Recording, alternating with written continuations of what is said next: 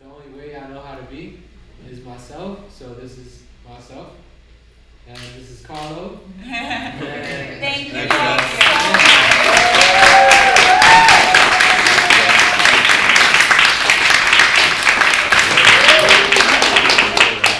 Hey, what's up, guys? Thank you for coming tonight. Me and Carlo are gonna discuss a couple things tonight, and I hope you guys have your ears open, because this is like knowledge that doesn't come around too often. So, In the first situationist journal, 58, they basically call it the tournement, the misuse of pre-existing aesthetic elements. And then it's not too long. The integration of present or past artistic productions into a superior construction of the milieu. In this sense, there can be no situationist painting or music, but only a situationist use of those means. In a more elementary sense, détournement within old cultural spheres is a method of propaganda, a method which reveals the wearing out and loss of importance of those spheres. So that's what they're talking about back in 58. How's it adapted by you, and how are you thinking about this kind of radical transgression of this language and stuff?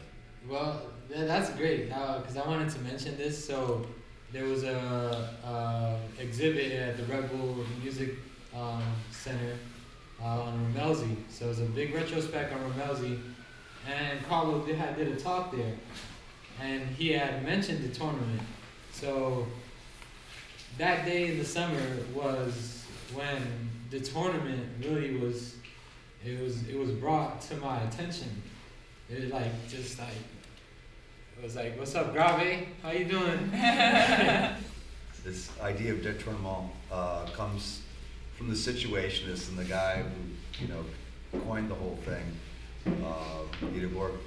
His book about that moment at hand, which was more than 50 years ago now, was Society of the Spectacle. So Right. it's sort of like living in that stuff. But there's so many different artists addressed the city in one way or another.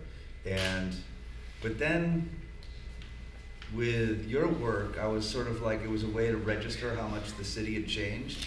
And so like that kind of picturesque or bustling or really humanized and idiosyncratic city seemed to be disappearing in New York.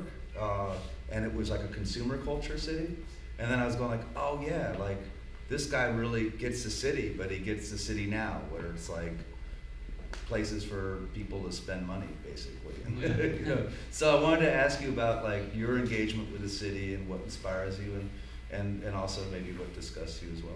Well, yeah, like when I'm making this work, I like to kind of bring that texture of all these things that I see in the city.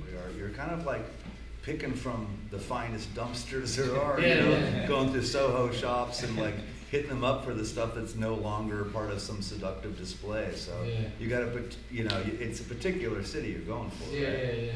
And it's like the nice life that they paint, all this luxury style.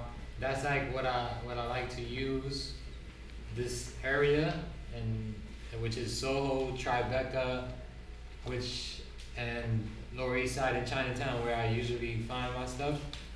It's kind of, you can see how the media has like kind of brainwashed them. Yeah. Yeah. That a lot of Graves' work does speak to this kind of, even with this piece, right, an abstraction of a pinball machine. The pinball drops down from the top right corner of that piece. That those circular forms are meant to represent a ball in motion, and then the more angular forms are the flippers of a pinball machine.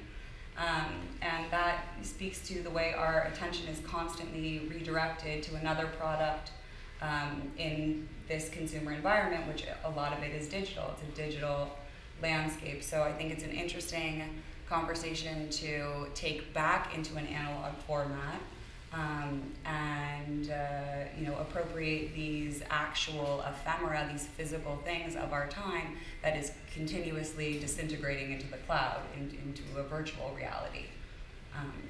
But that's what I think about. That was good. That was good. So if anyone else has any more questions, you know who to ask. Yeah. Me. Me. Not her. Me.